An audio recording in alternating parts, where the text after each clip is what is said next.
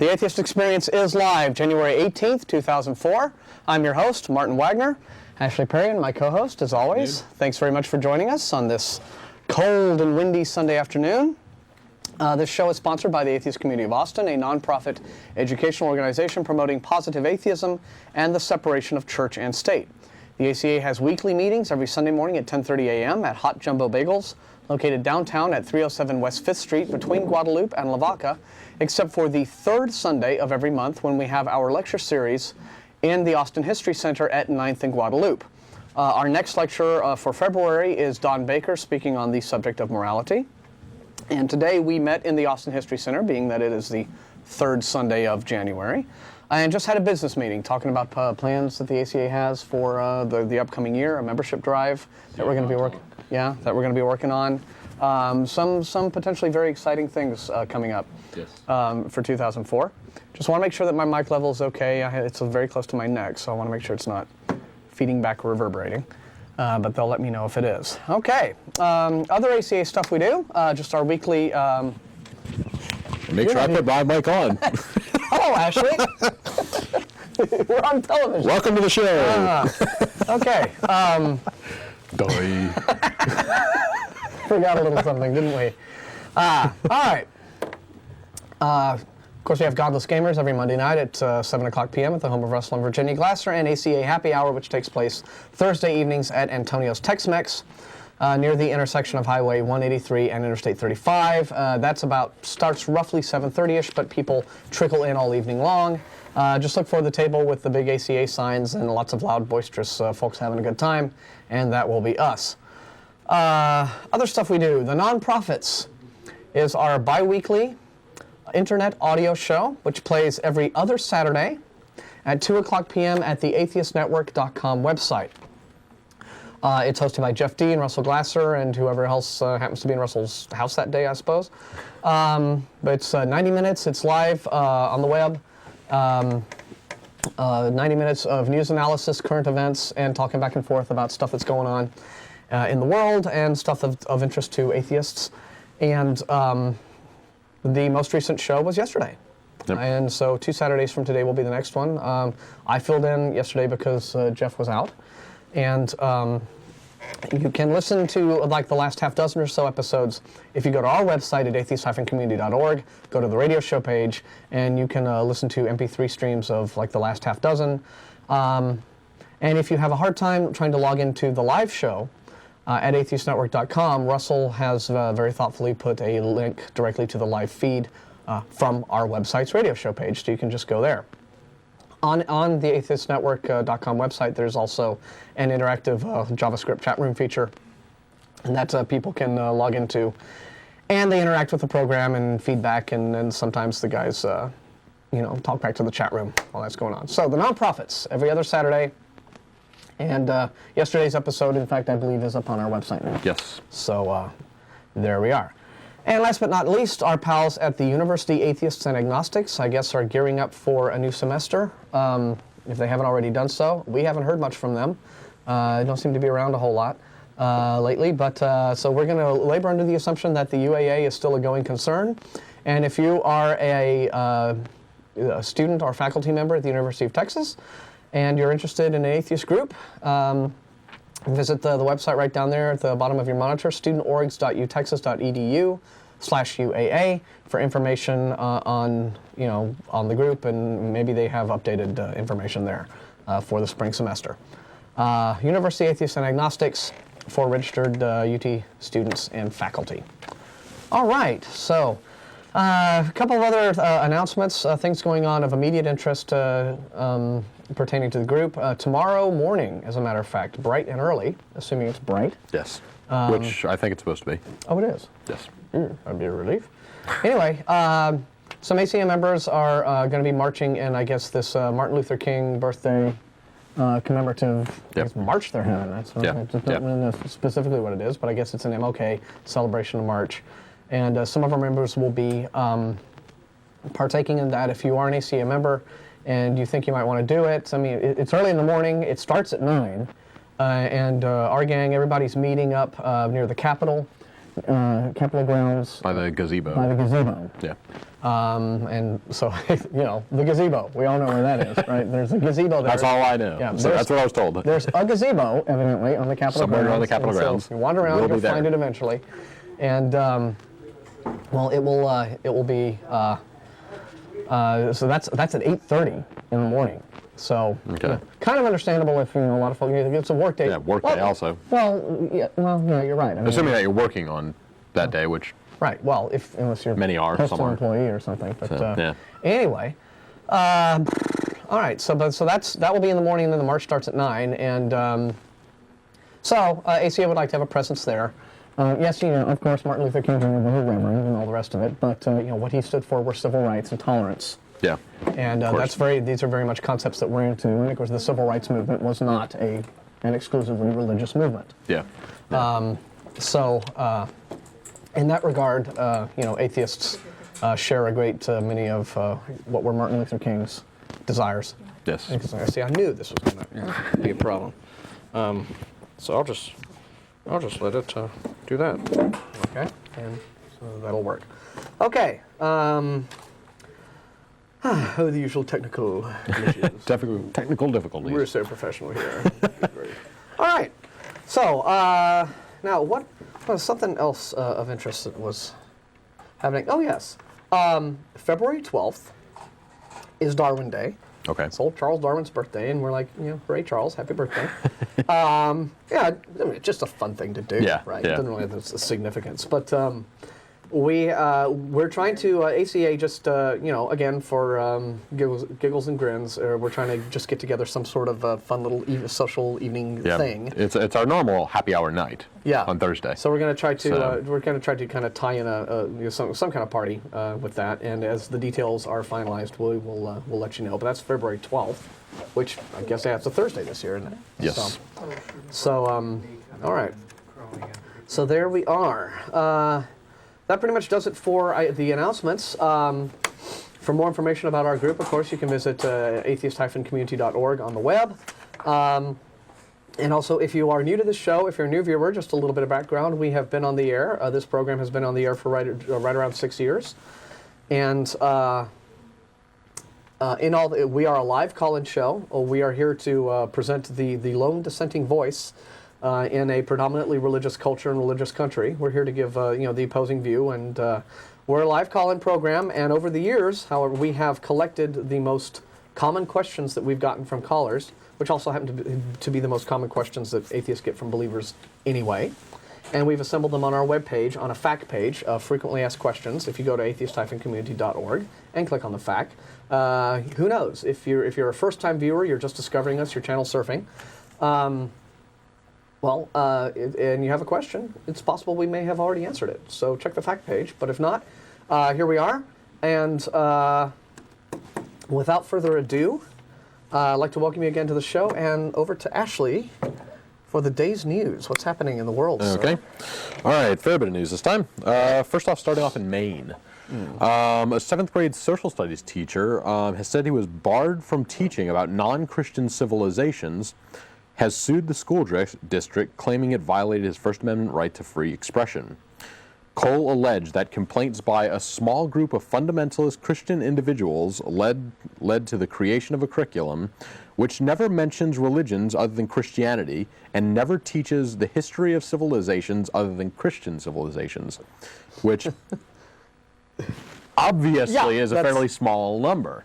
There's huge numbers of societies out there that were very important to world history that were not You can't talk about Christians. Rome, right? You can't talk about until after Constantine. The Roman Empire. You can't talk about like ancient Greece, Exactly. the cradle of Western civilization. democracy. Yeah. So you can't talk about and of course the East might as well not even exist, right? Yeah. China, Japan, Korea. they never what have you. existed. So This is more about the politicizing education from right-wing Christian fundamentalists. He can't even teach the history of anti-Semitism or the history of ancient Greece. So again, what about World War II? Hitler was Catholic. Well, so so you could tie it in like that. I guess. But are the Christian fundamentalists really going to be happy to say that, yeah, he was a Catholic? Yeah, he was kind of one of us. Kind of. Well, might not say that, but no. What is clearly what they want here? The political agenda that is in play. Yeah. Is that they want students to be taught that Christianity is the only game in town. Exactly. In the history of the human race, Yeah. it always ever that's all it ever has been, and they don't want it to be known. It's just amazing. It's revisionism, right? Yeah, Pure and yeah. simple, and politically motivated. Yeah. And what's crazy is that people pay sufficiently little attention, I think, to what goes on at their own local level in terms of like school boards. Yes. Yeah. And this is how a lot of religious right extremists manage to gain more influence in a particular like little region, especially like this is a little town in Maine, right? Yes, I believe so. I'm just looking for that right now. It's not it's not like any one of the Bangor or any one of the Maine. Yeah, of course. But this is how they're able to sort of wrest control in these areas because they run small people in some far right wing church, and they run all their candidates for these positions, and they get in, Yeah. right? But it doesn't just happen in little areas, right? I mean, the Texas State Board of Education, right? The reason that creationists were able to get such a good standing this year, when we were having the textbook hearings over biology and what have you. Yeah. The reason that there were 4 very strongly fundamentalist anti-science people on the board was because no one is paying attention to these elections on the local level. So the Discovery Institute and their affiliate churches and their sympathizers are able to just position these candidates. Yeah. Now, fortunately, what's happening is I've just found out that when the new elections come up, Terry Leo, Yeah. who was the main one, who was the woman who was mainly responsible for, having the strongest anti-science presence during the textbook hearings. Yeah. She's actually running opposed this time. Yeah. Now, she got in. Good. I think when she was elected in, she ran unopposed, and so was able to get in. Okay. And this is because people aren't paying attention to these local, like state board, school board, or state board of education elections. But people pay attention to like the House, the Senate, the large, and their mayors, right? Ones, yeah. But they kind of ignore these, or they just lazily vote a straight ticket. Yeah. You know. And so if you happen to be like a moderate Republican, just voting for whoever has the R next to their name. Because you vote a straight ticket, you could be voting for some of these folks with whom you might not agree. Yeah. So it's important for people to pay more and more attention to what is going on, locally. Yeah. And and clearly that's what's happened in with this school district in Maine. It's crazy. So he's being very limited in his teaching. That's what we recommend. So, all right. Next one. This is actually one in, where was this again? Polio eradication. Oh, right. Oh, in Nigeria. Yeah, the African thing. Yeah. This is scary. Essentially, in 1988, they had a big mass campaign by the World Health Organization to try and eradicate polio by the year 2000. That hasn't worked. They're working on it, basically. But last year, there were only 700 cases of polio around the world. So it's definitely going down. But there's been a major setback over the last few months. Immunization schemes in Nigeria's northern states stopped last year after some Islamic clerics claimed the vaccine could cause infertility and was unsafe. Independent scientific tests carried out in South Africa and Nigeria have shown no traces of anti-fertility agents in the vaccine. But essentially what they were saying is that, Of course, I mean, it's completely crazy, right? the evil West and those dangerous Christians are out there putting anti-fertility drugs in the vaccines, trying to keep the Islamic people under control or something like that.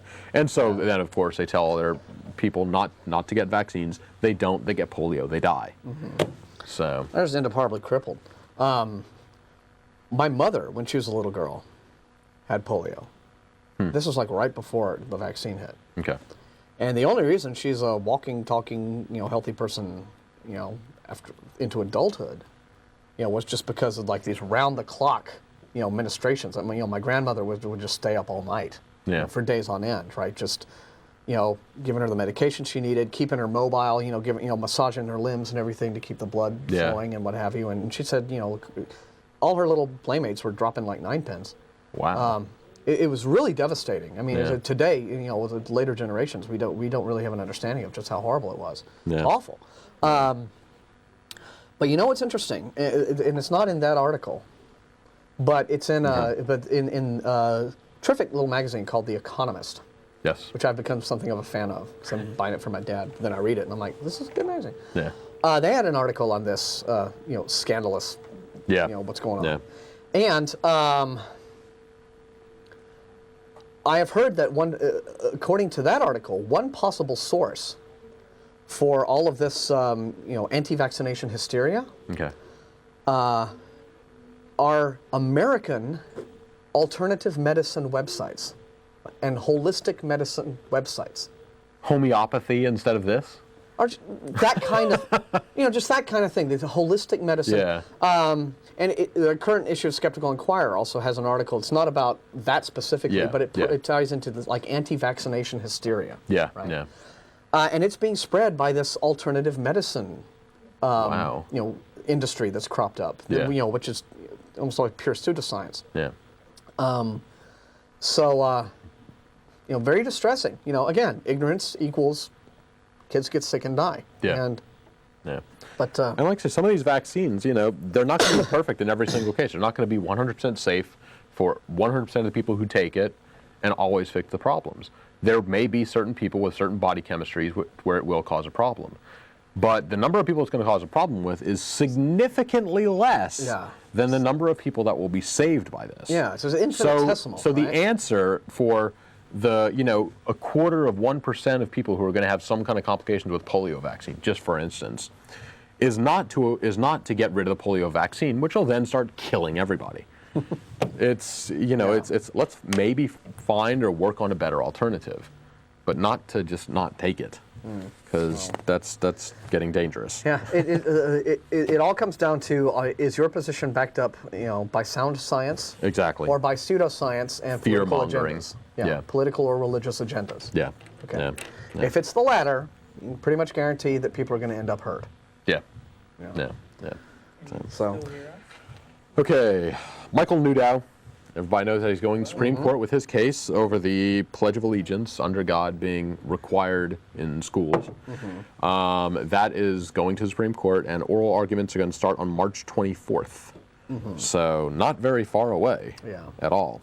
Going to be very interesting. Yep, and oral arguments will start then. Yeah. Scalia has already said that has recused himself from the case. He's not going to be there. Interesting that, isn't it? Yeah. So kind of surprising, but almost expected, given that he had said some pretty blatant, obvious things. Yeah, I mean, and so there's no way that you could possibly go into this case saying he's impartial. Yeah. Yeah, he kind of was just backed into a corner where he had no choice. Exactly. Exactly. What's interesting is you can visit Michael Newdow's website at restorethepledge.com. Yeah. Where he has there the amicus briefs that have been filed by by people in the religious community who are in favor of keeping under God in the pledge. Yeah. Some of the arguments they make are just amazing. It's just wildly twisted variants of I can follow this train of thought. There are actually straight-faced arguments in there saying that under God doesn't mean anything at all, which is the reason to keep it in. Fine then. Yeah. Take it out Well, no, if it doesn't mean anything, that's the reason to keep it in. Yeah. I mean, it seems that they will say anything. Now, next week on the program, our guest is going to be Jeff D., the host of the Nonprofits, and he has written an amicus brief. Newt Outside, of course, is encouraging people who support a secular, or just actually what the case is about is it's not about whether or not the pledge is unconstitutional or whether it needs to be secular or what have you, but it's the fact that when the school district in Newdow's area was making the recitation of the pledge compulsory. Exactly. The fact that it had "under God" in it meant that the state was essentially compelling students to voice a God belief. Yeah. Okay, Yeah. and that's the problem. Yeah. But of course, if you look at the mainstream news and corporate news, they'll just, when all that hit the first time, the big headline was just "Pledge unconstitutional." Yeah. Which no, that's not exactly it. You're missing several words in the headline there. Yeah.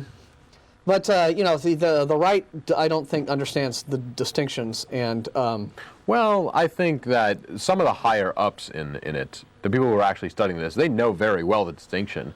But if they publicize that, that's not nearly as dangerous. It's not nearly as heated. They can't get nearly as many people behind it as just, well, let's just keep it simple and say that, well, it's a pledge, it's unconstitutional. just go back to the original text. Exactly. Yeah. I mean, they know what it's about. They just don't want to admit it. Yeah. So. Well, yeah, I mean, it's certainly easier to get people inflamed with inflammatory language. Exactly. So it's interesting. So March 24th is the day, and we will certainly be following this very closely. Yes. But Jeff D will be our guest next Sunday, and he'll be talking about this in many ways, the amicus briefs that he has written. Yeah. His wife Amanda's written one, and we're trying. Other people in our group are, Okay. in the process of composing their own. Okay. So be very interesting to follow. Because if it's a tie, right? Yeah.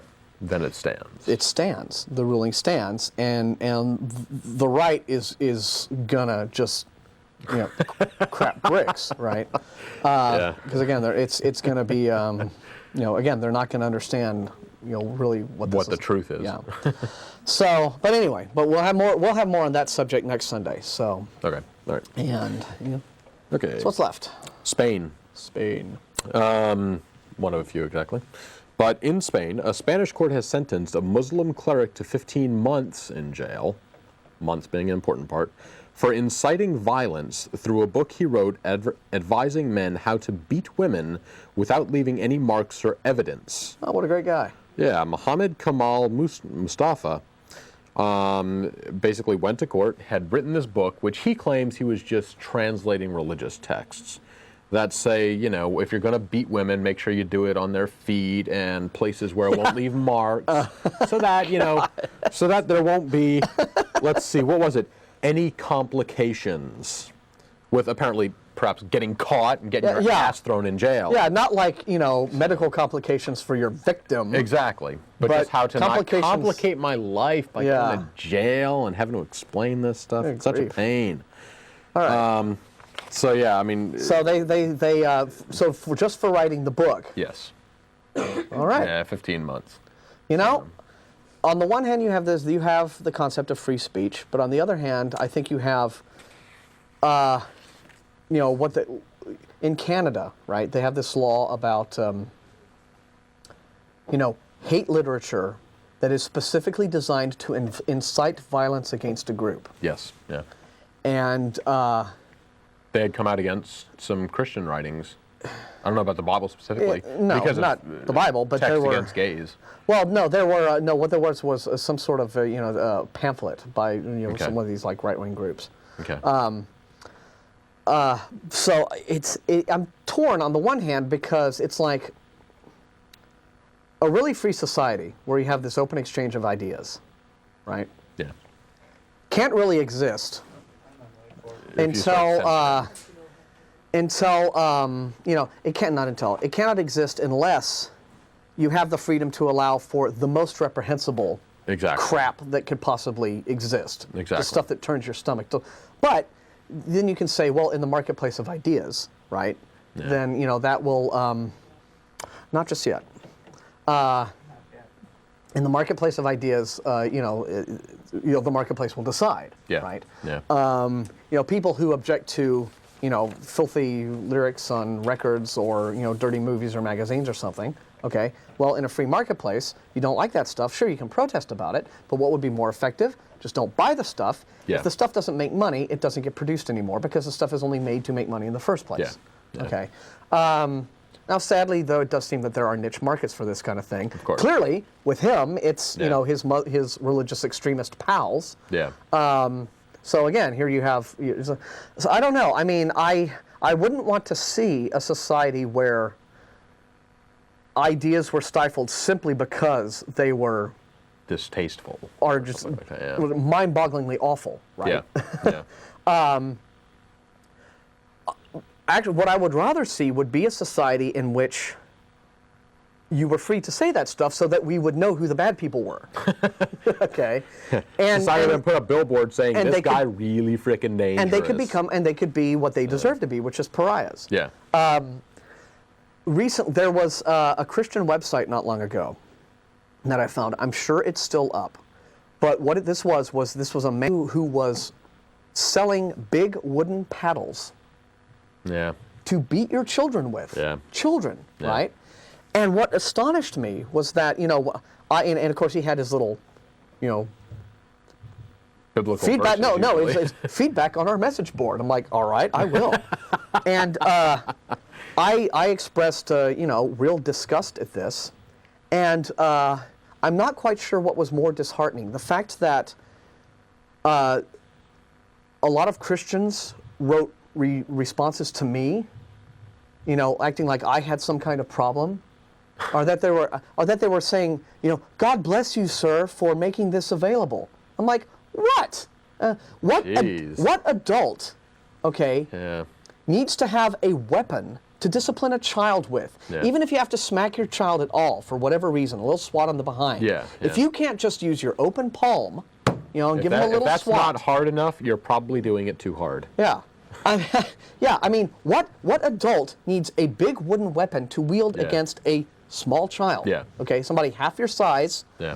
Because typically you don't do that against teenagers So, or 17-year-old kids. You don't take wooden paddles and you spank them. They're kind of past that. Yeah, but it's like you got to have a free society in which these people, as repugnant as these views are, can express these views, because this is how this is the only way that we can have the awareness out there in society. Exactly. It's like, look how dangerous these belief systems can be, people. We can suppress this stuff and we can throw people in jail if they write stuff that we don't like, but I don't see that makes us any better than the Soviets or the Nazis in the end, right? So this is why we have free and open exchange. This is why we can have a show on this channel.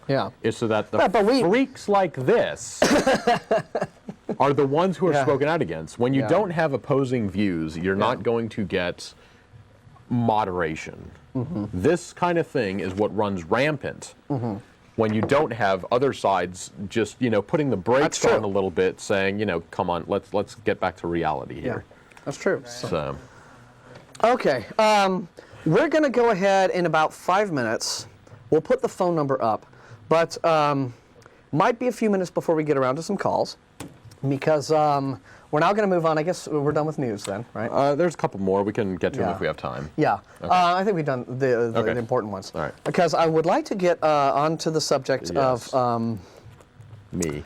No, not you, but something that you were involved. Why don't you tell the fine folks at home what you did yesterday, and and just relate the experience. Okay, all right. A couple weeks back, we have the web address or email address, tv@atheist-community.org for any kind of feedback, whatever for the show. On Channel 11, there is a show called the Regeneration TV show. They had written to the list and said that last season or whatever, they had been a Christian apologetic show. Now they're more of just a general talk show that's open to any free exchange, open ideas, other faiths, whatever. They wanted to do a show on atheism, and so would one of us like to be on? I stuck my hand up in the air and said, yeah, sure. So on Saturday, and props to you for doing that. Going into the lion's den, right? I mean, exactly. I figured I wanted to have some fun, see how it was going to go, because I've heard a lot of times the previous Jeff D, who used to host the show, had typically said that whenever they have these debates, they usually go really badly, and I've heard this thing from lots of other people in the group that they usually don't go that well. So I have reason not to go there. And there are reasons for that. They're specific, which we'll get into in a second. But I figured I want to try it. It looked fun. Yes, well. So anyway, went on. He had said that he was going to talk about falsifiability, universal logic, and just favorite typical atheist arguments. So on Saturday, I'm already chomping at the bit. Go ahead. So anyway, on Saturday, went to the show, sat in on it. I thought it went fairly well, but obviously there's some disagreement among us. Basically, I was on for about 45 minutes or so. First 15 minutes was all just, actually the host of the show. I heard they had technical glitches. Yes. Like they started up. Yeah, for like first 15 minutes, the sound was cutting in and out really badly. Yeah. Essentially, you couldn't really hear anything of any value at the first 15 minutes of AC equipment. That happens around here sometimes. But anyway, I was on for about 45 minutes. First 15 minutes was arguments presented by the host of the show, just saying, here are some of the really bad arguments that Christians usually have. Pascal's wager. Right. Problem of evil, that type of thing. And how these arguments just plain old don't work. So we went over those for a little bit. And then he got onto a long thing talking about faith. And what is the biblical definition of faith versus, Webster's definition of faith? And then talked a long time about logic and, what are the absolute logical laws. Yeah. And then kind of threw something right at the end before it was before the show was over. So, Right. Yeah. In general, I mean, the atmosphere was very friendly. This was not an all-out, bloodbath brawl of, Well, ostensibly, mudslinging. right? So, okay. On the surface, there was the appearance. Okay.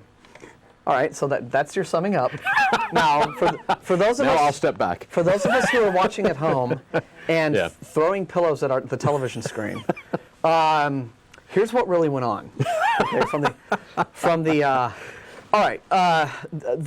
There is a reason that quite often Christians or atheists actually are reluctant to debate Christians face to face, but not just atheists though. Their skeptics are quite often whether it's whatever you're skeptical about, right? Psychic powers, ghosts, UFOs, conspiracy theories, what have you, are generally speaking very reluctant to do these face-to-face debates with true believers, right? Because you're arguing often at cross purposes, and the languages are different, and quite often true believers will just, throw anything out there, okay, without really regard to, are their positions consistent, and what have you. They'll use. It's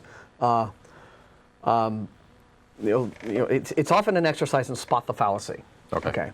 But specifically, right? Atheists debating Christians. Okay. Before you went on this, and I'll explain in a minute why I didn't go on the air, and I didn't agree to do it. Last night, before you went on, I sent an email out. Yes. Actually, this would have been Friday night because the show was Saturday. So, Karen? yeah, could we get the crew to pipe down a bit? You guys are being way too loud. The volume, just turn it down. Anyway, okay. What did I sent you an email, Yes. more or less spelling out exactly what I thought. What to watch for. Yeah, what are these guys going to do? What are the most likely things that these guys are going to pull? And what was the number one thing that I warned you about?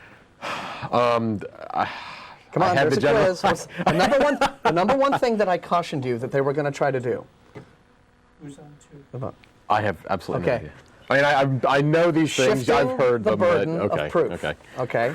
I mean, that is the number one thing that Christians will do when they're trying to debate atheists. It's always shifting the burden of proof. And sure enough, this entire show was about that, right? Yeah. And so what was very clear to us watching at home, right, was when the show was starting up, and it's an hour show, right?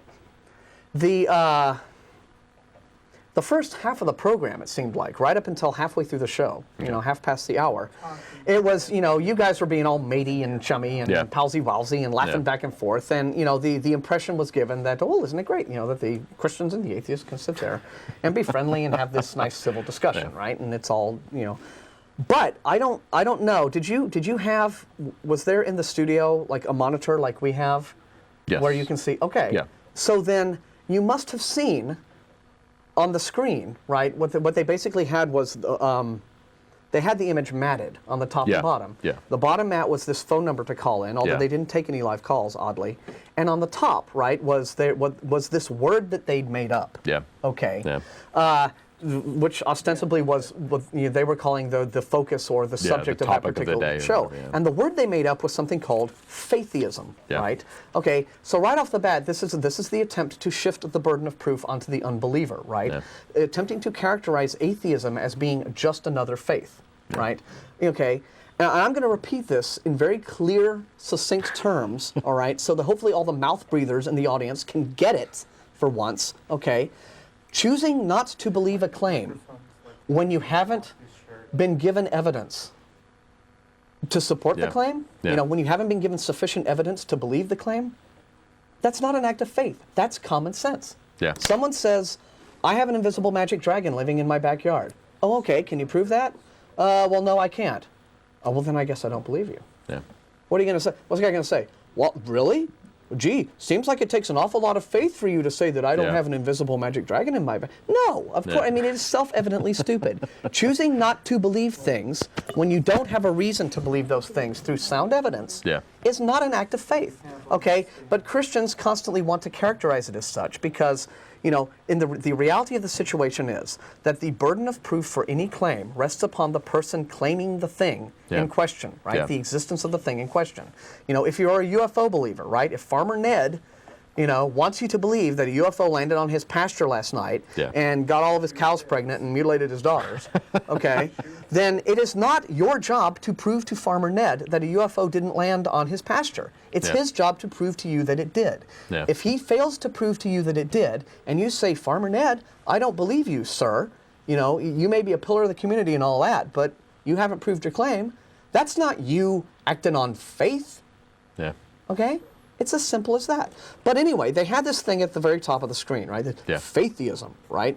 Which was this, this word they'd made up. So while the exchange is going back between you guys, back and forth, all friendly and chummy and ha ha ha and all of this, right? They are throughout the entire show condescending to you. Okay, they're being patronizing by having Yeah. this word above your heads. Yeah. Okay, Faitheism. Yeah. Okay, so they're like being friendly to your face, Yeah. and they're insulting you pretty much throughout the entire show on screen with that little term. All right. Now, had I been in your shoes, I would have immediately leapt on that. I would have Yeah. pointed to that and said, "Guys, I'm curious about this word you've made up." Yeah. Because it seems to me that the only thing that the term Faitheism could possibly apply to would be theism, Yeah. right? Because you are the guys who have this invisible magic friend, Yeah. okay, and you can't prove that he exists to me, Yeah. okay. So you guys are operating on a faith-based belief, Yeah. and so it certainly isn't my position. The atheist position is an extremely modest position. Yeah. We are simply saying, lacking sufficient evidence, we choose not to believe this claim. Yeah. So atheism is completely modest in that regard. So I would have jumped on that, and I also would have jumped on this. This is what is on their. This was what was on their website. How they were advertising it. I don't know if you read this, but this was on. They're talking about January 17th. Faitheism, right? There's this little term, and it says it is said by some that Christianity is based on faith, but atheism is based on science. During this show, reading here, it says we will discuss what the Bible means when it speaks of faith. We will look at, now listen to this, I want this to sink in here. We will look at the total bankruptcy of science. And we will also discuss the great faith of atheism. All right. Now we've also talked about this, crap about, atheism being a faith. So we've disposed of that. But again, I want to repeat this just to let it sink in. The total bankruptcy of science. Okay. Now I'm sorry. If your view of science is that it is totally bankrupt, you're an uneducated idiot. Pure and simple. Because what you are saying is that if you think science is totally bankrupt, Yeah. you are saying that people not only are incapable of acquiring knowledge, because that's what science is. It's the Yeah. acquisition of knowledge, right? But they are also incapable of applying that knowledge to their lives. That's what you're saying if you are saying science Yeah. is totally bankrupt. Yeah. It is because of science that these clowns are able to go on and have a television show. Yeah. Okay? It's because of science that people can eat. All Yeah. right?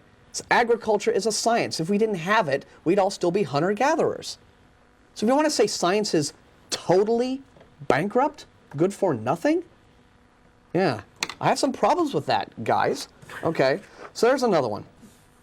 But, all right, so anyway, what went on in the show, right, was using like this first half hour, and they started handing you stuff, like you mentioned. Yeah. It's like, okay, well, here's what we're getting. It's like, all right, here are all the Christian arguments that we think are stupid, too. Yeah. Right? And oh, Pascal's wager, ha, ha, ha, isn't that dumb? And, Benny Hinn, isn't he just such a fraud? Hee hee, right? And we're sitting there at Russell's house, and we're going, Ashley, they're softening you up. Okay, they're softening you up for the they're For the jab. over here, and then they're gonna and that's kind of how it sort of panned out. Yeah. Now, I liked a lot of the things you said, right? Yeah. You made considering the situation you were in, so you got in some good points. You got in an explanation of the difference between atheism and agnosticism, and agnosticism, agnostic theism, that distinction, what have you.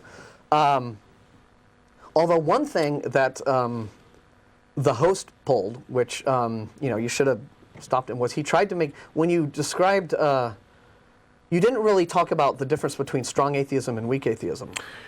Yeah, but you made I kind of meant to tie that in with Gnosticism, agnosticism, atheism, but it but then he tried to didn't flow. He tried to characterize that as almost like being, like strong atheism is the old school of atheism, but new atheism is more like, it's more reasonable. Yeah. And we're like, no, it's not like it's not a trend thing. It's just, most atheists prefer, like, just to explain really quickly, strong atheism would be somebody asserting there is no God, there can be no gods, God does not exist, and that's the end of it. And whereas weak atheism, which really isn't weak, intellectually speaking, is more, I don't believe in any gods because I don't have any evidence, and so there's no reason to believe, and I just don't believe. Right? Yeah. Which is less, declamatory than the other, right? But I know people who hold the strong atheist position and who can argue for it. Yeah. Quite well. So, but he then began to go into, like you said, these, well, what does the Bible have to say about faith? Yeah. And this was how he started doing the shifting the burden of proof, because that's ultimately what he tried to do. But what was interesting was they did it in a different way that I haven't quite. I mean, the traditional way of Christians trying to shift the burden of proof, unsophisticated Christian apologists will just try to pull out the old canard about, well, it takes just as much faith not to believe in God as it does to believe in God, so, you guys are no better off than we are. Well, what these guys, what they tried to do on the program yesterday was bring up two things. He first talked about, like, definitions of faith and the whole biblical thing of, like, evidence of things not seen, right? Which I would have stomped on right away. Like, he tried to say, well, he tried to say, well, now, if you go all the way back to the Greek, and so playing musical translations and everything, like find the translation that says what you want it to say, and then that's the one you agree with, right? It's typical. And what I would have done is held up a finger and said, stop. Okay. I don't care. Look, if Paul, in his epistles wants to, like, say that words mean things that they don't mean, okay, he doesn't have the right to do that any more than, Joe Blow does, right? We know what evidence is. Evidence, by definition, is that which we can either see or feel or detect. Or have, in some way. Evidence is an epistemological term, right? I mean, that's what it's referring to. The term evidence of things not seen is an oxymoron. Okay? It's like saying the circle is a square. So, if Paul wants to say that squares are circles, I see no reason why I should just accept that. So giving me what the biblical definition of faith is immaterial to the discussion. Okay, that's where I would have stopped him. But the worst part was when he then got on this ludicrous tangent about the laws of universal logic, right? And he showed off a bit. He talked about, clearly he's read, a few books on the subject, or he may have even studied it, but, he's talking about the laws of the excluded middle and non-contradiction and what have you, to kind of show off that he knew a thing or two about it. But a point that Russell made on the radio show yesterday, because we did a little commentary about this also, was how some Christian apologists think that, logical arguments are things that they can just construct in a vacuum. That they can just, formulate these logical arguments, and will, and that you can just use those alone to kind of prove that God exists. But the logical arguments themselves don't have to have any reference to just the reality in which we live, right? So pure logic, is a thing that you can use to prove that, George Washington was a water buffalo. Okay. So the laws of universal logic, don't really matter. But, what he did, though, in the end was, and here's how he shifted the burden of proof to you, right? He changed the focus of the discussion to being biblical definitions of faith and why those are somehow better, because but basically what Paul did was he came up with a definition of evidence under which God got to exist. Yeah. Okay. So he just that's really all he did. And then, of course, the laws of universal logic, which he stated as, he made this argument from declaration, okay, that these require a universal lawgiver, which you didn't make him back up, okay? That is an assertion that he had to provide proof of. I would have stopped him right there and said, okay, that's fine. If you want to take that as the premise of your argument, okay, that the laws of universal logic, whatever they are, require an absolute lawgiver, you now have to bear the burden of proof for that claim. Yeah. Okay, but he wanted to just argue that. He wanted to make that crew, guys, please. He wanted to just make that argument state that as an a priori truth, right? Yeah. And then just say, because you can't prove, Mr. Atheist, that the laws of universal logic can be understood without an absolute lawgiver, then I'm right and I win. And this is like in the last... So that's how he did it. And that was the hardest part, is that was the last 15 seconds of the show. But that's how he shifted the burden of proof, right? It's like he tried to make the central issue at hand definitions of faith, biblically speaking, and the laws of universal logic being some sort of, a priori truth for God. Yeah. Whereas, the real question at hand is, look, guys, does your invisible friend exist or not? What is the evidence you've got for it? Yeah. Okay. You remember the O.J. Simpson trial? Yeah. Okay. Remember Johnny Cochran? Old smooth, slick, smiling Johnny Cochran? Okay. And what happened, right? I mean, by the time the trial was over, it was no longer about, did O.J. Simpson kill these people? Yeah. It was about, isn't the LAPD evil? Yeah. Isn't the LA Police Department really evil, and we need to do something about all this corruption in the police? Yeah. Look, they got these racist cops, and, he shifted the jurors' attention from what the core issue really was, and he created his own core issue that he wanted them to think about so that they would join in on his, and so he got his acquittal, right? Yeah. What happened yesterday on that TV show was you got Johnny Cochran. Okay? That's basically it, right? Yeah. So, but, it's very instructive. Again, kudos to you for doing it, getting in that sort of, but, a lot of us have been talking about this whole experience amongst ourselves in the group. Yeah. And it's always very instructive, to know what, the arguments are that, Christians will use. And across the board, right? Most of the time, it will be some sort of exercise in shifting the burden of proof. Yeah. Now, I understand that what you said, and what I really appreciated about your appearance was that you did come across as the friendly, positive atheist, which I'm sure confounded a lot of stereotypes. Yeah. And I know that the audience for their show is probably predominantly, Christian, their pals and their fellow church members, and so it's a Christian viewership. So that was good. Yeah. And I understand that you didn't really challenge him as much as I think you should have, right? So as not to, come across as, the rude guest. Exactly, the mean, hard-ass atheist. Because I think another thing I warned you about in the email was, watch for attempts to bait you into an emotional response. Yeah. Okay. Yeah. And I don't think they tried to do that explicitly, but clearly you were on the lookout for it. Yeah. So that was a good thing. But unfortunately, what it allowed this guy to do at the end was, and this is the most amazing thing too, was he put an argument in your mouth, okay? After spending 15 minutes brattling on about the laws of universal logic and all this, just Boolean algebra and all that crap, right?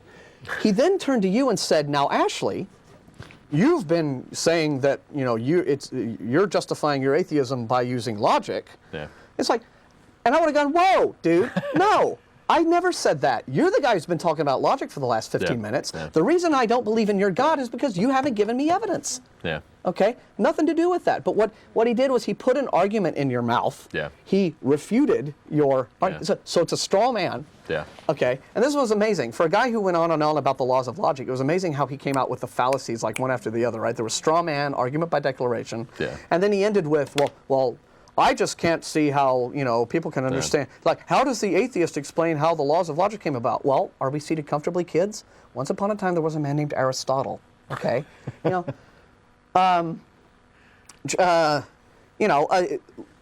mathematics was invented by people so that we could learn how to quantify stuff, right? Ethics and morality were invented.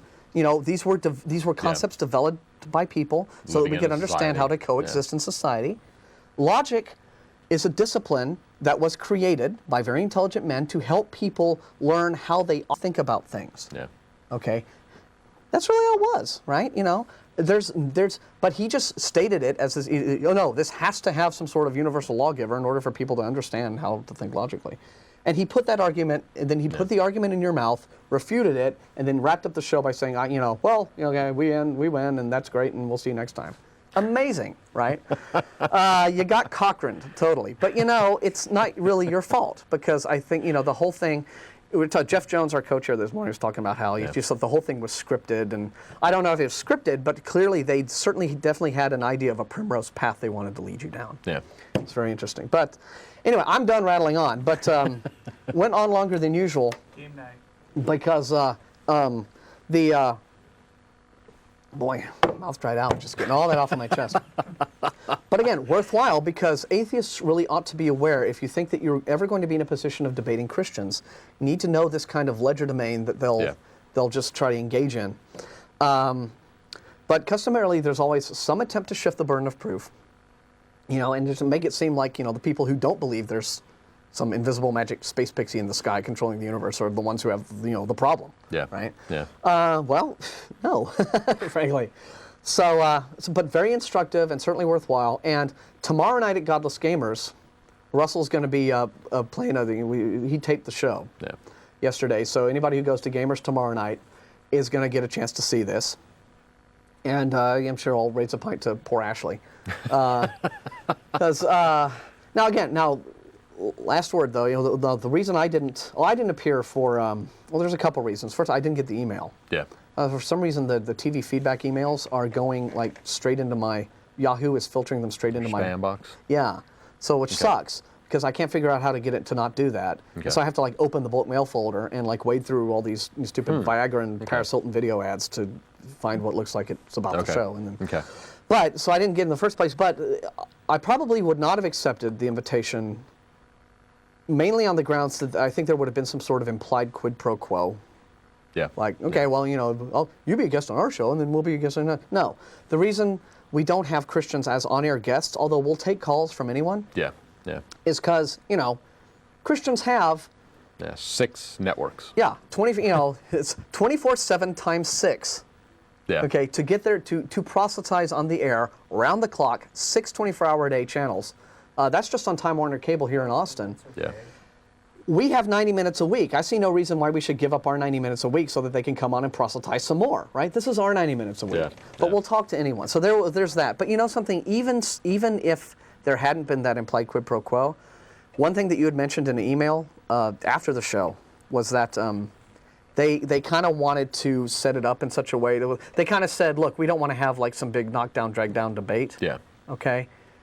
And my response to that would have been, guys, I promise nothing. All right? I mean, I'm not saying we can't have a civil discussion. Yeah. But, if say something that makes no sense, if you make a point that I think is worth challenging, I will challenge it. Yeah. So, all right. But very instructive, and congratulations to you for going on, and lots of fun. So don't forget on the nonprofits, we talk about this also, but tomorrow night at Gamers, Russell's going to play the tape. So so I'm done rattling on now. So in the last few minutes of our show, we're going to start taking some calls, and it looks like one of the guys from the show is calling us right now. So we'll say what he has to say. How you doing? Yeah, let me turn down my TV. Okay. Yeah, hello? Hi. Yes. Yeah, I saw some of the show that you're talking about, mainly at the end. The gentleman on the left, what's your name? Ashley. Ashley, hi, yeah. I thought you did a good job myself, and that's speaking of a perspective of someone who believes in God and happens to believe the world's religions are corrupt. But so that's my perspective. And especially good part on your part when you, the host of the show said that if you gave him Jesus' body, that he would just have a drink and change his whole life. Yeah, just start drinking. Yeah, that was... That got me a little bit off guard. Like, my God, you're actually admitting that? Yeah. Atheists live a life that is like any other good person here on this earth, and strive for that, and that was great. The part, though, that bothered me the most was that you said you wouldn't bow down to anyone, as it were, or worship anyone, which is basically what the word means, bow down. And we all kind of bow down to somebody in our lives one way or another. But say that well, I mean, showing respect is one thing, but just saying, you know, unconditionally that, and typically that's what it requires. God, unconditional, you bow down, everything he does is absolutely perfect. That's not the fact. Now, there can be lots of people that I respect a lot, and I agree with, you know, almost everything that they say, but I'm still questioning them. I'm still at least, you know, whenever they say something or do something, I'm still looking at it and thinking, okay, yeah, you know, I agree with that, or, you know, okay, they're getting a little bit old now. They're getting a little bit weird in some way. And so God would be just the same. If I find out that there actually is a God of the Bible, well, you know, he's really powerful. Give him some respect for that. But he's done some really nasty stuff in the past. Yeah. If the Bible is to be taken at face value. Assuming the Bible is correct, he's got some explaining to do. Yeah. And I'm not just going to, you know, get down on my knees and say, okay, you know, you're God, I love you. Yes, yes. Because, you know, he sucks. Well, yeah, I have a problem with this whole drowning the entire population of the earth just because you know, had a bad day. Or, but never say never, you know, if... Well, I think I can. I can legitimately say that I would... I worship someone. I mean, again, respect, admiration, even a certain degree of reverence, where you're like, this person is a mentor to my life or what have you. Yes, I'm comfortable with all those concepts, but or if you know, you were raised from the dead, perhaps to bend the knee, a good time to bow down to your Creator if He was there in front of you. You died and you were raised from the dead, and you were in heaven. That would possibly be the time where you might decide to bow down to the Creator, your Creator. Well, I would certainly say, interesting. Looks like there's an afterlife after all. Not quite sure what I would do after that, but you know, I would still probably more than likely, rather than bowing down, I would want to have a little tete-a-tete and ask some questions. You know, and there's some answers for some of the questions that you guys have, and you guys talk a lot more about things about the Bible than most other people and other even Christian TV shows. And I hand that to you too. Have you heard this string theory?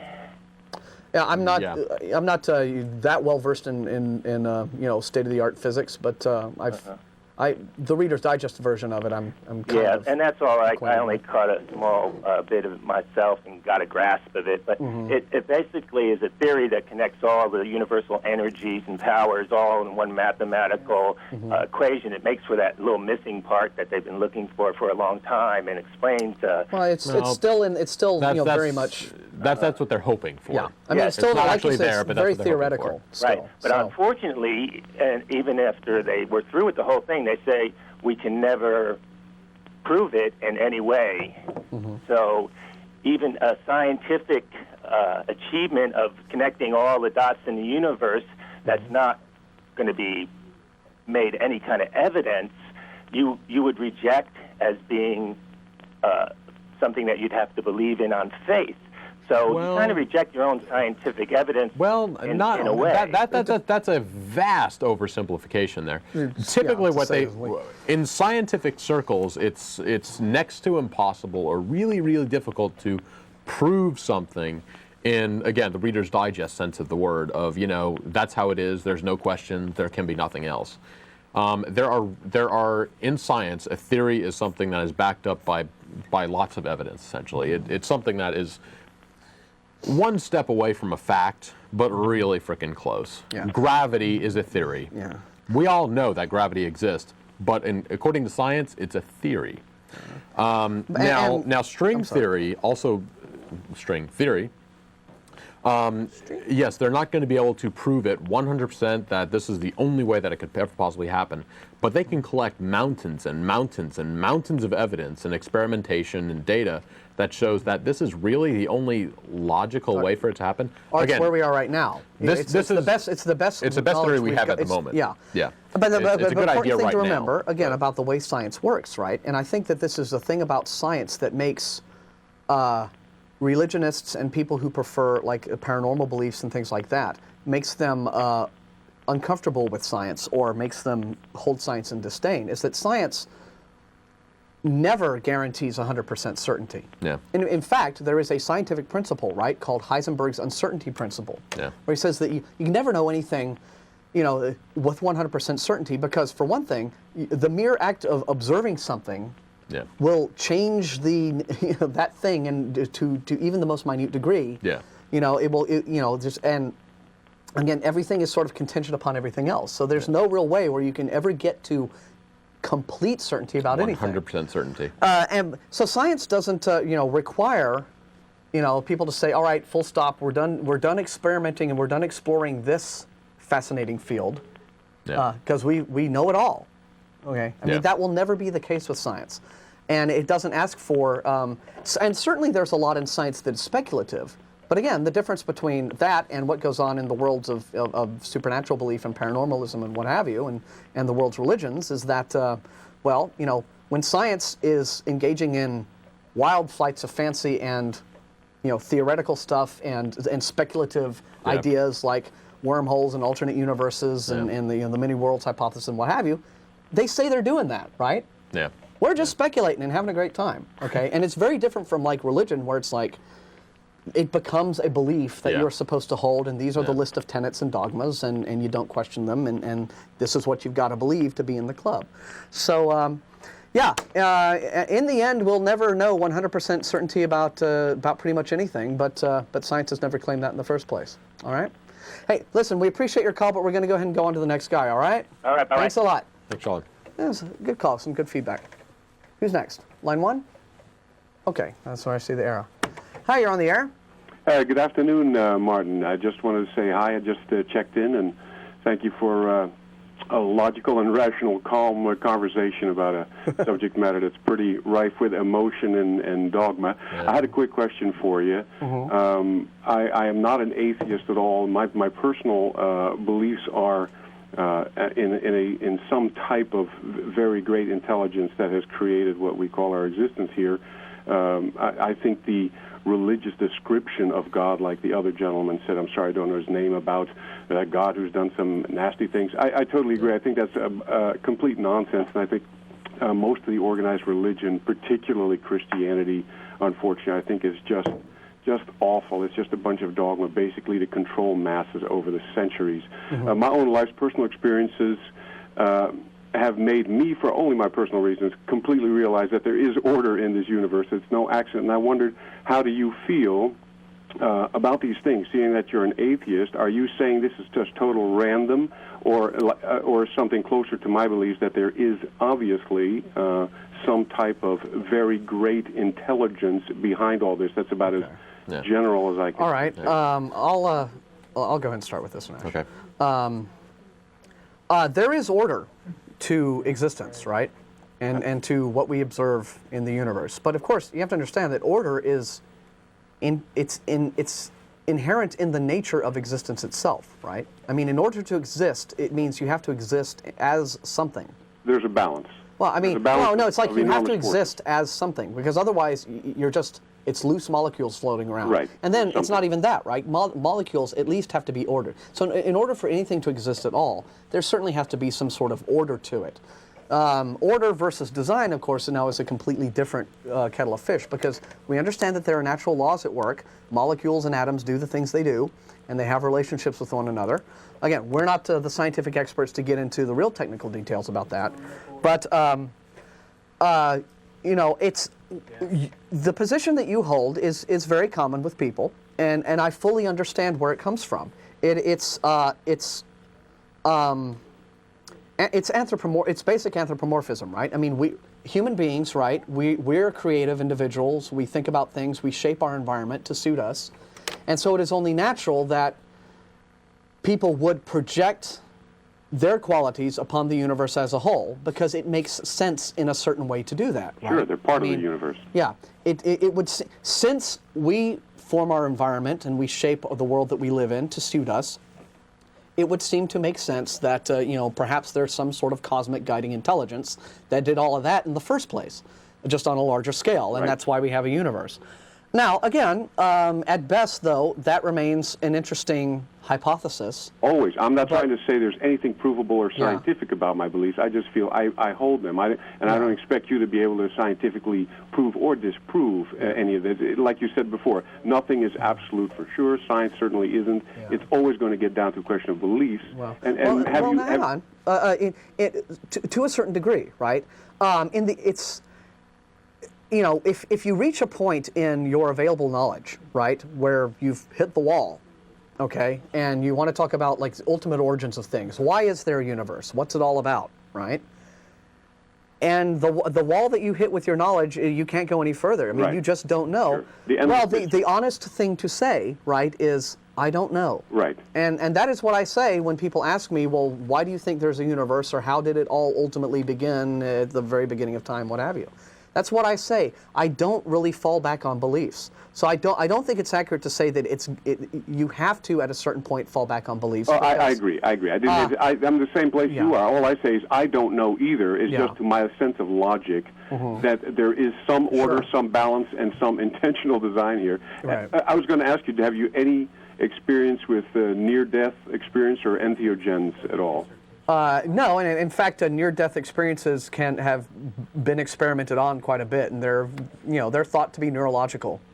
Mm-hmm. They are neurological. Yeah, well, they are. Yeah. Well, again, we want to How much else would they could be? Yeah, I mean, they're right. They're thought to be neurological in the sense that this is thought to be a pencil. Yeah, I think that's like a computer nerd trying to say something. Yeah.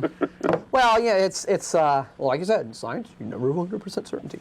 No, it's I think what is there? There's the out-of-body experience has been artificially replicated by the stimulation of the angular gyrus, I believe. And then there's also a drug called ketamine that has replicated that, the out-of-body experience. Also, ketamine has done that. Okay. But also the near-death experience has been just associated with the loss of oxygen in the brain, and you get that tunnel thing. Yeah. So yeah, I mean that's the way that loss of less oxygen in the blood affects the visual part of the brain. Yeah. You just kind of get this narrowing field of it's just kind of closing in. Well, so it's fun with brain chemistry, basically. I don't want to take too much time. I really appreciate it. I was talking about other life and death experiences where it wasn't necessarily at all a physiological thing. Just death seemed imminent, and it turned out to be not so. And the mental process. Thanks much for your time. Hey, we appreciate your call, and call us back anytime. All right. Good luck to you. Hey, all right. Take care, sir. Thank you. Bye-bye. Okay. Another thing I always like to find out about when this universe is ordered and designed is usually the implication is that it's designed for us. Yeah. And we are kind of the centerpiece here. And regardless of how you want to position that, it's an incredibly inefficient design. I mean, this universe is absolutely freaking huge. We are tiny little species living on the scratch the surface of this rock that's spinning around the sun, which isn't really all that special. Yeah, lots of empty space with no air. Exactly. I mean, there's vast portions of it that have absolutely no use. Well, you can even take it from a simpler perspective, and that is, you have to realize, right, that what our caller was essentially describing when he talked about his outlook on things was a variation on the anthropic principle, right? Yeah. But you have to remember, because the universe obviously is made for us because we're here to observe it, and we seem to be so well suited to where we are, or at least our position in it, and then we can observe the rest of it. Yeah. So that ultimately must have been kind of the end result. Yeah. I'm not saying that's explicitly his point of view, but it's similar. It's frequent. But of course, Russell brought up a great passage from a Douglas Adams, like one of his Hitchhiker's books, where there's a puddle of water, right? Yeah. And the puddle of water is thinking to itself about this amazing hole that it's sitting in. Yeah, it's so perfectly designed for it. This hole is like, it's exactly my shape. Yeah. you know, remarkable. Yeah. So Your nose was designed to hold that pair of glasses. you know, if you had some sort of like alien methane breathers on some gas giant planet, right? Yeah. And they had sentience, right? And they could speculate about the universe and everything else, right? Well, they would kind of reach the same conclusions. Yeah. It's, you know, we're all suited for, I mean, it's all was put together, and we Yeah. were designed for it, and it was designed to, you know, even though they're, you know, nothing like, it would seem the same way. Yeah, yeah. All right, let's go on. David has been holding for a while, very patiently. Hi, you're on the air. All right, good afternoon, fellas. Hi. I sit at home to join your show, enjoying how you think about things. Yeah, there's a lot of mystery in the universe, and I think that, yeah, the honesty is to just admit what you don't know and to draw the line there. And as you were comparing to Christians, I've been in some Christian churches, and but I've never heard them describe, say that we believe in an extraterrestrial power that introduced itself to a couple long ago, and we passed the story down, and just power told us that they created the stars and all, and we believe them. I've never heard it introduced that way. It's just the Christians don't think about it. They just say the word God, and that paints a blanket over everything. There's no question. There's no thought behind it. It's just God. Yes, God. Well, it's a little frustrating. It's kind of refreshing to hear you guys. We're thinking. We know we know their answers. None of us have. Well, you know, there's a group of folks, right, called the Raelians, who have kind of taken that approach, right? I mean, to them, God, they are space aliens from UFOs, right? And yeah, I think you made a very worthwhile point, is that ultimately, what is God but this, you know, this amazingly powerful alien, right? It's like the character from Star Trek that was basically, you know, like Q? Yeah, Q. Q from Star Trek, who could, you know, he was fundamentally a god, right? I mean, he could disappear and appear and seem to wield all of these incredible powers and control reality. And, you know, was that a god? So, I mean, Paul Wilson, one of our members, who's been on the show several times, he's got an amusing point, which is what would be the difference between a god and just an incredibly, amazingly advanced alien, other than how you choose to feel about him. Exactly. You know, so it's food for thought. So, good point. Perhaps one of the things that the Christians are calling God, it just might be something quite less than God. You know, there's a chronicle history of them wandering 40 years in the Sinai desert and so forth, following this pillar of light and fire that supposedly God was in, and supposedly God landed on Sinai and handed tablets to Moses. Well, if you gave them credit for this being correct, because we have no, just give them credit for it. Well, what they saw and what they call God might well be something quite less than God, or quite something than what they think. You know, they're kind of, there could have been something there, you know, and that they today would call God, because I think I would have called it God, perhaps, if I'd been there in that time, and it looked all powerful to me, and could send manna, you know. Food, back then when you don't know better. These things actually happen. Then I think, you know, if they fed them at certain times, or for whatever the reason was, they might, you know, it might be something that they're following that might be their God. It might be that we would sit today and approach it quite differently, call it something else. It could be true. Yeah, that's a good point. Good point. So, well, we appreciate it. And I have a subtlety too, like on a question for you on the atheist. Okay. Is it that you don't believe? I think we lost him. Sorry about that. I think we lost you. Yeah. All right. Now, what am I being prompted to remind people of? The show is live on Sundays. Yes. Well, we are live, right?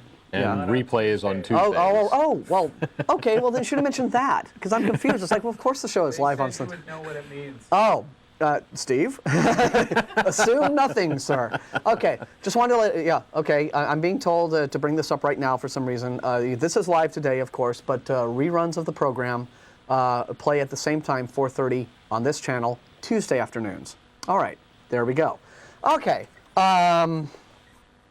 We have time for some more callers, and we're going to go to. We've lost them. We've lost everybody. Apparently, all of our lines have just gone. All the lines just died. What happened? We lost everyone. Okay, sorry if you've been holding. Call back. Don't. I didn't touch anything. Yeah. I touched nothing. Okay. Time. You had something that you wanted to. One. Oh, okay. That's the guy who was just holding. Hi. Sorry about that. Don't know why you got cut off. Hey, is this me? Yes, Yep. You're on. Sorry. Oh, hey, no problem. Yeah, this is Rick again from last week. I just wanted to call back and make a couple of quick points, and also offer you guys, tell you guys about an offer for a $1,000 reward. Okay, well, we can't do that on cable access. Has very strict rules involving promoting anything that involves money. So it's kind of like the James Randi thing. Okay. Well, I mean, you can maybe talk about it in an abstract sense, but Yeah. No dollars. yeah. Don't mention the dollar amount. Yeah. Okay, All right. but anyway, go ahead. Okay, well, I just, the thing is, you guys did it again this week, something that kind of, I'm a fan of the show, I'm an atheist, I think you guys do a great show. What I have a problem with is when you lump in so-called conspiracy theories in with the paranormal, superstitious, religious realm, because it's not that way at all. There's nothing paranormal about conspiracy research. It's about real-life human, it's kind of like the mafia. You believe there's a mafia, right? I mean, Well, no, I know there's a mafia because I've seen them doing the perp walk on the news. So, yeah, I know there's a mafia. Well, the thing is, the point of the kind of conspiracy research that I do is pretty much just that, yeah, there's another mafia that just is far vaster than the Italian mob that we see on The Sopranos. And that there is a shadow government, but I'm not trying to convince you guys of that, because Ashley made a good point last week that you guys are about atheism. You're not about discussing conspiracy theories. Right. I'll tell you. I'll just tell you very briefly though. It's all conspiracy theories aren't created equal. Okay. I mean that's certainly a point to bring up, right? We know from what is being currently unraveled about the shenanigans in the recent Iraq War, right, that very powerful men in politics will get together, in smoke-filled rooms behind closed doors and make plans that they don't want the public to know about. Right. So we know that goes on, right? However, there are, right, it seems that I don't know if there's this is a name, so I'm just going to don't take this as any sort of a formal designation, because I'm not saying there is one, but in what you could call the conspiracy theory community, right?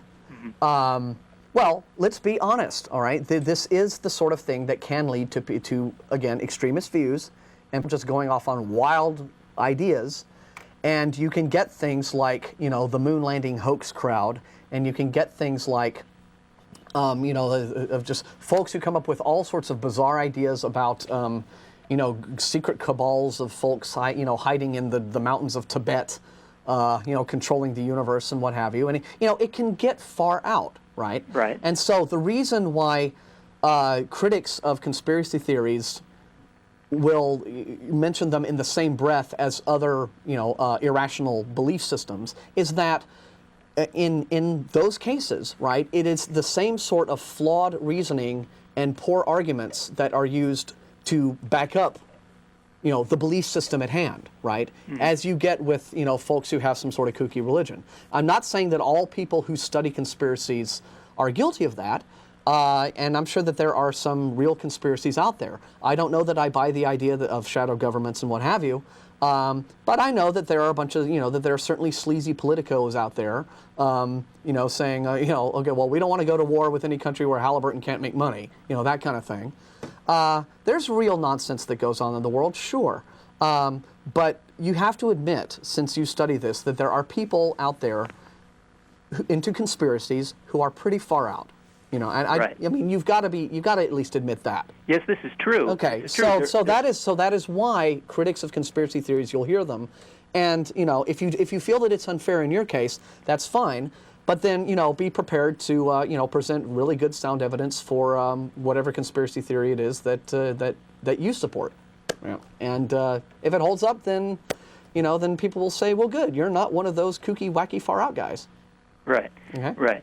Well, I just think you guys are exhibiting contempt prior to investigation about when you lump so-called conspiracy theories in total in with the whole paranormal kind of thing, which it's not. Unless somebody's espousing a theory that does link the two.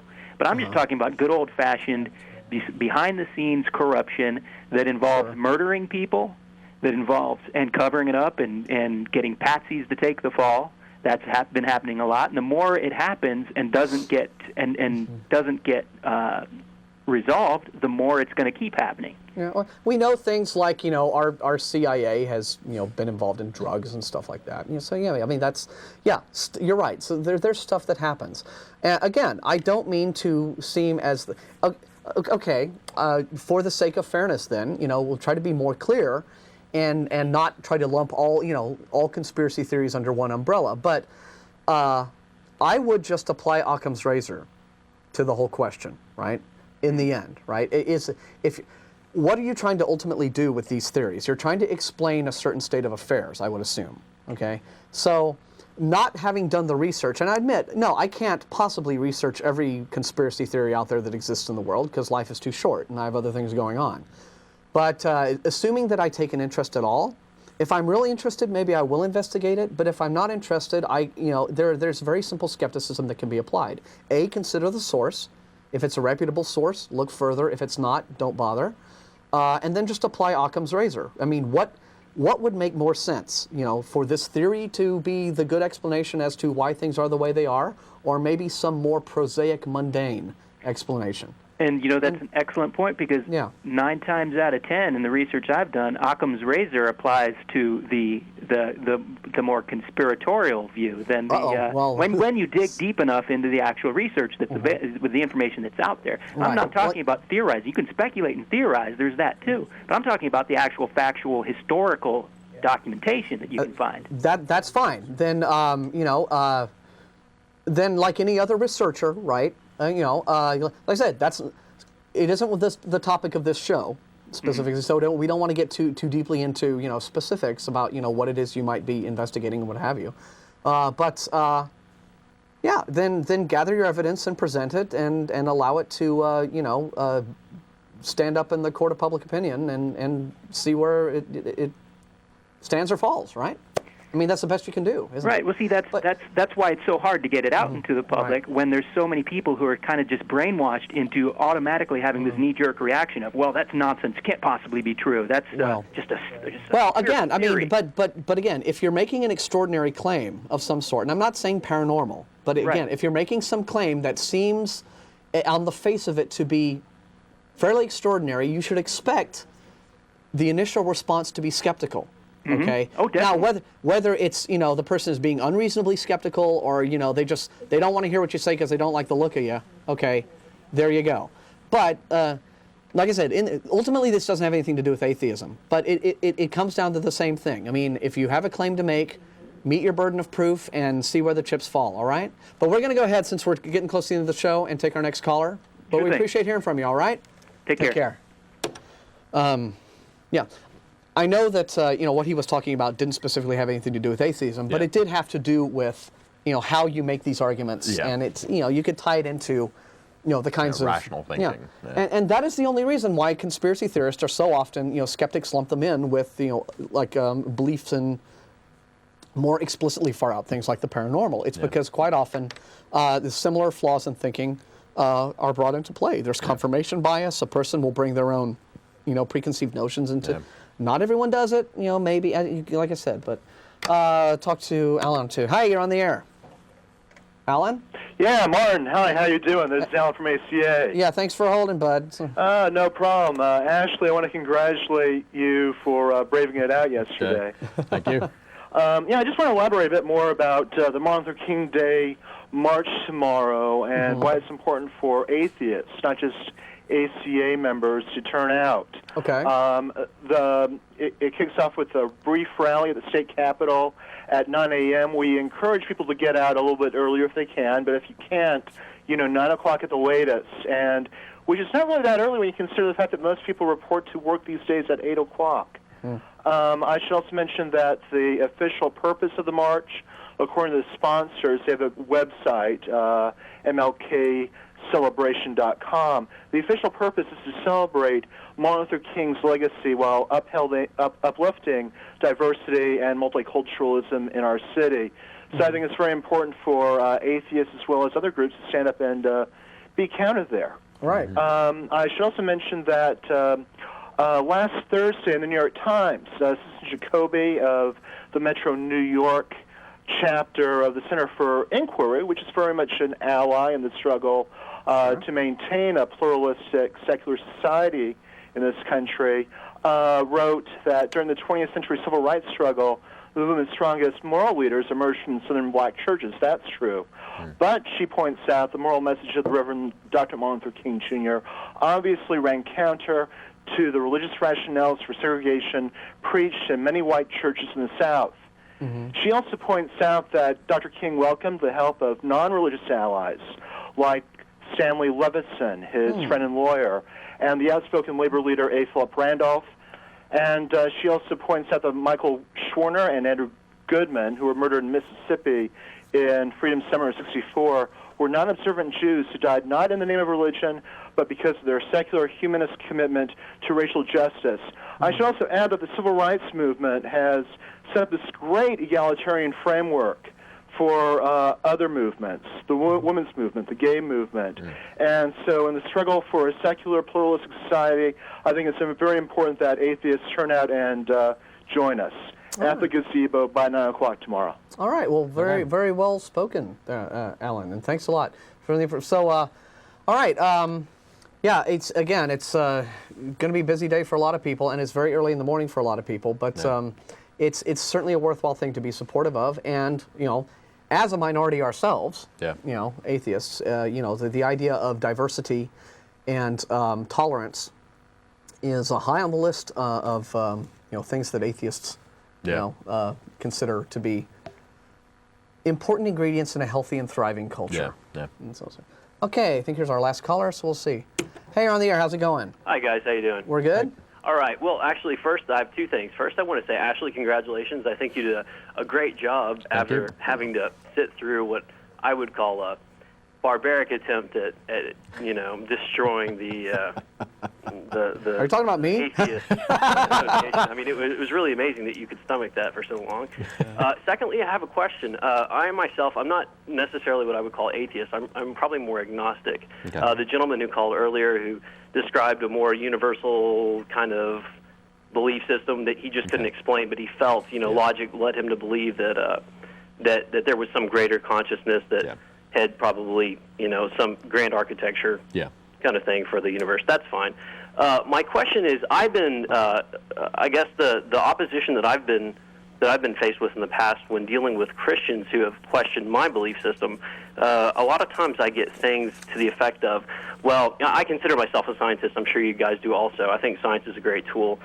What I've been questioned with is, if I'm truly a scientist, it's not just enough to deny the existence of God because there's a lack of proof or any kind of lack of evidence. But then as scientists, we're charged with the responsibility of discovering what we think the truth is. So I guess my question would be to you guys is, how exactly would you go about, and what do you go about doing to not only, I guess, and Martin, I guess what you said it very concisely, there's weak atheism and strong atheism. I would probably fit more into the weak atheism category, but what is it then, if we're not advocating the non-existence of God, what is the path or what is the goal of the atheist when trying to discover what the truth is? It kind of sounds like there's two different things going on. One, atheism is lack of belief in a God. Right, I realize that. Which is the weak atheist position. Exactly, the weak atheist. Our position isn't, though, that, theists have the answer of God to fill in the holes in our knowledge. Okay. Therefore, we have to find something else to plug it up with. Right. We have to be comfortable saying, I don't know. We're looking into it. We're trying to find out. Science is looking into, the origin of the universe and, whatever question you happen to have. And, while we may not have the solid answer right now, we may not have a very good answer right now, we're looking into it. But I guess we don't know. That's a good response, but I guess what?